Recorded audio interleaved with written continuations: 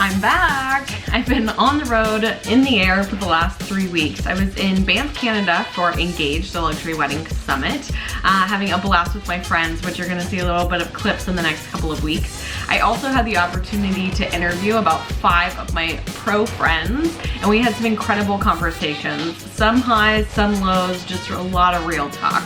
So be looking forward to seeing those in the next following weeks. I then escaped away for my 30th birthday to the Amalfi Coast, Capri, and Rome, and had such a fantastic time getting off the grid. It's been maybe a year since I actually turned off my email, put on my autoresponder, and really chose to do the work, and I'm feeling refreshed and ready to hit it. I am today sitting down with Alicia Swedenborg, and she is so wonderful. I actually met her at Engage in December in Nizuc, and we were fast friends. We met at a party, and then I got to hear her story, and you're gonna love it. She talks about how she journeyed from Sweden to the US, to New York, started her business over, and we really get into the nitty-gritty of how you work with different clients with different cultural backgrounds and how she communicates. I think there's a lot of great takeaways.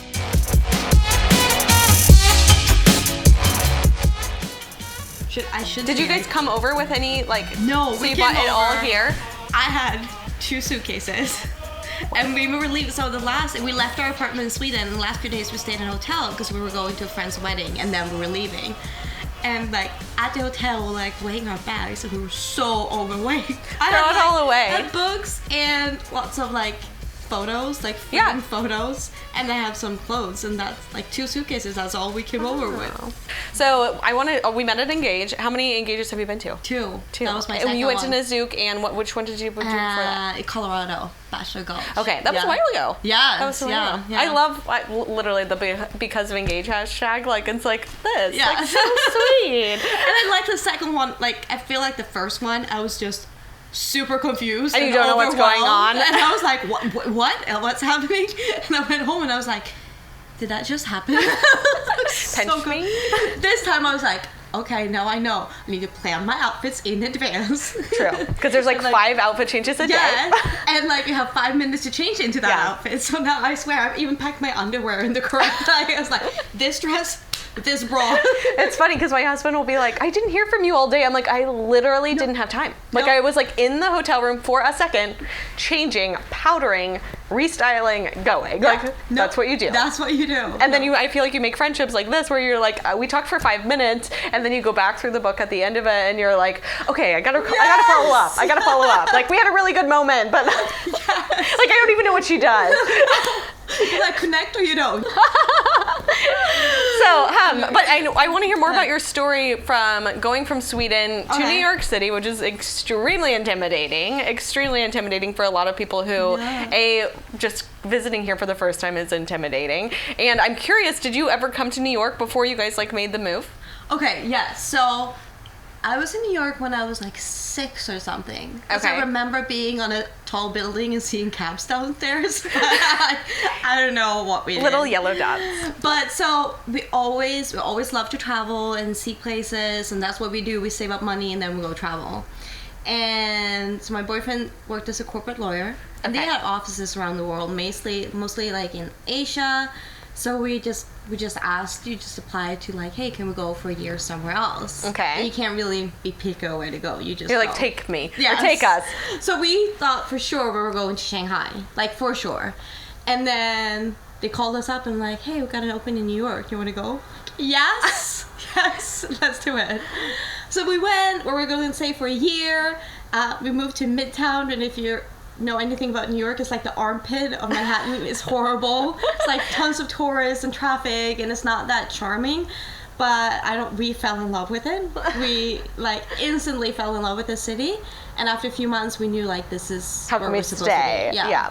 And I run my business here. That's amazing. Yeah. Well, your home is so beautiful. It's Thank so sweet to be here. And I feel like we have snow falling down. Yeah.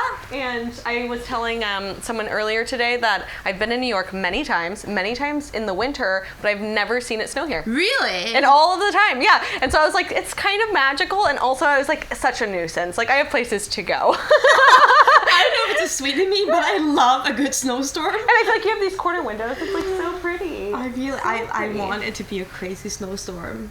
Like one more before the winter ends. So when you were in Sweden, you were a photographer. Yeah. I know that, and you had built a successful luxury business there. Yeah. And then here you are starting over. Like, whoa. How did you feel like you were like, I got this? Like it's gonna just transition? Definitely. Definitely. Yeah. So I worked myself up to a very high-end market in Sweden, and I charged a lot for my weddings. I had really good clientele. Like everybody knew my name. I didn't really have to work for my business. You were like in your flow. Yes. Yeah. Yes, definitely. I did zero marketing. I thought I would just come over here and have my portfolio and people would fall in love with it, and then I would get jobs. Did not happen that way.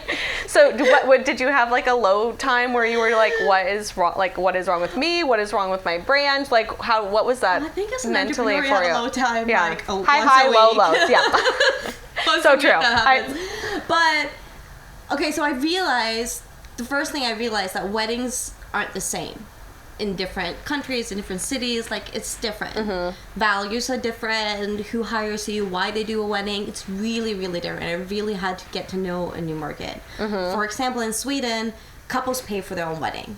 Okay. Parents Don't. Okay. So it means the couples are deciding, the couples are hiring me. Men and women are really equal in Sweden. We're big on like paternity leave and things like that. So they really divided up the whole planning process, and a lot of the time photography ended up with the man to decide. Interesting. Because I think it's a little bit more technical and things like that. So usually in Sweden, a lot of the times the groom would contact me and reach out. Obviously I would meet the bride too, but I had a lot of communication with the groom. Okay. And then whenever I met them, I always met. And you were with the used bride to and working. groom. I feel like there's a certain banter when I'm working with the groom too. Like it's a different type of. It's is less different, emotional. yes. It's like a little bit more direct. And it's more, and it's more, you know how men communicate. It's less like flu and like the emotions, and more like these are the facts. Like these are how many megapixels the image is gonna be. Like this is the end thing we want. Yeah, it's more like on point and like direct communication. Where I feel with women, we're more about like the emotions and moments and like how we want the overall feeling to be. So it's a different way of communicating. But then I feel like when I moved over here, a lot of the time I would have meetings with the bride and her mom. Like I wouldn't even meet the groom until the day of the wedding. Like I would show up at the wedding, I was like, I don't even know who's the groom. But so it's so different because then you have a mom, which means she's going to invite her friends and her colleagues. And she has an opinion about her wedding. Yes, and they're paying for it, so they are allowed to have an opinion about it. And it's just a different way of like talking to the client, depending on who the client is. And I think that's one thing that makes successful destination vendors, planners, photographers is being so aware of all the cultural differences and communication styles. Like I feel like I say a lot, I feel like I'm a therapist in a lot of ways. Like you have to know how to ask very specific questions, especially at that initial consultation point. Where then don't be afraid of asking those questions. Yeah. I feel like sometimes you're so afraid that we're supposed to know everything. There's so many different cultures and so many different combinations of people and mixes. Like, don't be afraid to ask those questions. And I feel like they start giving you information and then you know how to properly communicate with them, that then makes the whole process so much smoother. Yeah. And you realize right away, are they hands-on? Are they hands-off? Are they looking for your guidance? Are they looking to just be heard? And all those like different segments, which I think that as a whole internationally is, you know, definitely. So whenever I have attainable. a couple coming here or I meet them in person or with Skype, I usually ask them first to tell me about them and how they met and how about the wedding. Just ask them general details, and by just listening you can realize what kind of clients they are, what they want, who's involved, whose names get dropped, what's important for them, and what about culture, traditions. Are they modern, are they doing their own thing, or they want it traditional? Like, listen, dare to listen in the beginning and ask questions for them to answer, and then you can follow up and tell them about you. I'm not saying change the way you are as a vendor. Of course, I'm always going to be me and have my style and my personality, but then I can highlight things that I know is going to be more important for them. Yes. Like if I know they're bringing in tons of family and the family's very involved and they have like 15 cousins, I'm going to talk a lot about everyone's experience. And yes, exactly. How to include everybody and who to have there when they're getting ready and how we get everybody involved and good for pictures. And do you find that your couples have any hesitancy of working with you remotely? Because I feel like you work with a lot of couples who are not based here in New York. So I feel like the clients that I attract don't mind. They don't mind working with like they're looking remotely. for the right fit for them. Yes. It doesn't have to be there, like a local person. Because I find a lot of vendors that I speak with lower their services. They like want that destination work so bad, or so forth. And I feel like as long as you continue to be true to you, and like really, I feel like we all want to work with clients that are the best fit for us. Yes. And I think understanding, like letting those ones go that aren't on the same path of being okay with this long distance relationship. For the beginning, it's they just need to be comfortable with. And I think make sure you answer those emails and like be on top of this. If they shoot me a text, I'm gonna reply to that text pretty quickly because I want them to feel heard and like that I'm not ignoring them. And I also make sure to get on a Skype meeting with them, both like before they decide to book me, because I just want to know that we're a good fit and they see my personality. But then I also tell them, hey, let's do a Skype meeting like a month before the wedding. Because usually they hire me like a year and a half before. And they're like, who was this person? Yeah, and they have no plans. They don't know anything. They pretty much have a location and a planner and me, but no details. And that way we can jump on a Skype meeting or. And then I think you then again here like some of the things they're so excited about day of that you can make your notes to capture. Exactly. So what I do before that, I send them a PDF with tons of questions. Okay. And about that 1 month out point? Yes. Okay. About 1 month out, I send them a PDF and it has practical thing like, hey, I want the address to your venue, who's the contact person, I want like a phone number to maid of honor, things if anything gets fucked up on the day of the wedding, I want to be able to have the resources to solve it. But then it also asks questions like, are you wearing any special jewelry, or are you doing any like special traditions or surprises for the guests, like things like that can help me get to know them. And I ask for the timeline. That way I can look at the PDF and see, okay, they want a big group photo, and I can look in timeline and be like, okay, we don't have time for that group photo. We need to make talk time about it. So when I talk to them a month before the wedding, not only can I hear what new things they have planned, but I can go through this and make sure we have a good timeline. Then I feel like it's a perfect crisis aversion.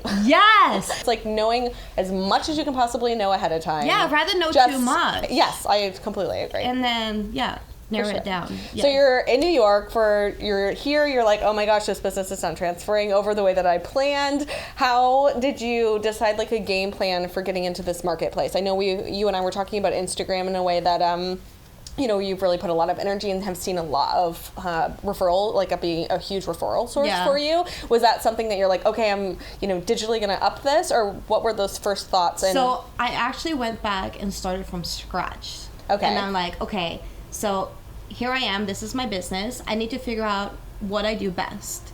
Like, I love shooting film. Yeah. I love daylight. I love it nice, light, and airy. And I really like connecting with my clients. Okay, so this is the foundation in my business. This is what's gonna make me unique and stand out from everybody else. Now, I had to get to know my new market, like New York City. It's very hectical. It's a lot of dark ballrooms, a lot of like networking, and and like it's just so different. So then I got to know the market and I figured out who I was, and then I had to like combine it and figure out like, okay, if I'm doing an engagement session, like where's my favorite areas, where do I want couple to take their photos, so what's closer to my style, and like if I shoot weddings, I'm gonna be in a dark ballroom, like okay, so I really need to tell people to do first look so we can do photos outside in daylight. So really trying to combine those two, and that's how I figure out how I wanted to target myself. And so when I reached out to planners, I needed to reach out to planners that fit that style, or venues that fit that combination of it. And staying true to your brand. So that way I was true to my brand, but then I adapted it to the city that I was in now. I'm curious, because I know with invitations, obviously, we photograph a suite and there's private, personal information on there. There's people's names, there's dates, there's addresses. We have to be very sensitive to that. How do you handle, obviously you're showcasing your work, but you're showcasing personal images of all of your clients. Do you have them sign anything to disclose before you put them in the roster of doing Instagram? Do you have any tips on how to, because I feel like sometimes it's hard enough getting a review from them after the wedding that it's just like, can I have you sign off, you know, on, can I please post this photo of you? You can't even see you, it's just your hands, but can I, you know. Yeah, no, I have a really good contract. I think a good contract is crucial. Like, I feel again, crisis aversion from the beginning. Yes, and I feel like I just keep adding things in my contract. But yes, a really good contract, and I have in my contract, they sign a model release through the contract that says I'm allowed to use the photos in my Instagram. And I have a lot of clients that won't sign it. Yeah. And the other way, they make me sign an NDA, meaning I can't use the photos at all. Mm-hmm. I'm fine with that. Like, that's part of the world we work in. Yeah. But if you do have a really pretty wedding or something that you know might be a really good fit for you to show on your website, but they don't want to give you a model release, maybe try to put in your contract that they have to approve the photos before you post them. Mm-hmm. So you can't post anything without their written approval. Yeah. Like, don't shut the door completely. Try to negotiate with them a little bit. Mm-hmm. Especially if it's like a detail shot or like an overview shot of the venue, maybe they won't mind. Once they see it and realize it's not actually. Yes. I feel like a lot of people just want to have control of what is out there on social media. Like, I'm the same. Mm-hmm. Like, if I would get married, I would probably be the same. Like, I don't want every single photo to be out there. I want to, like, approve them and just make sure I'm comfortable with it. Where can people find you online? Well, they can find me at www.aliciaswedenborg.com, and Swedenborg is spelled like country Sweden. And I'll put it right here. Yeah, good. Yeah. Spelling. Sorry. And you have to follow her on social media. She has a beautifully curated Instagram feed and has a lot of success getting the right couples for you. I feel like using Instagram as a tool. Yeah.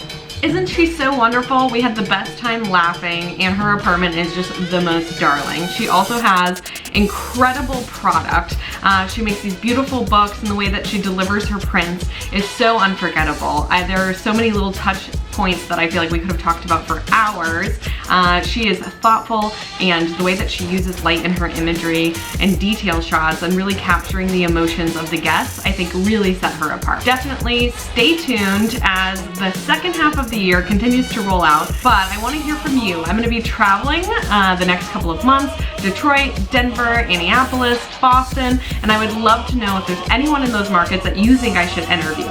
Also, if there's any business tips or business hacks that you're kind of itching to know, please leave your comment in the bottom, and I will be sure to connect them, and I would love to hear a little bit more about what my viewers are wanting to see. So, have a fantastic week and an enjoyable continued summer, and we will be in touch soon.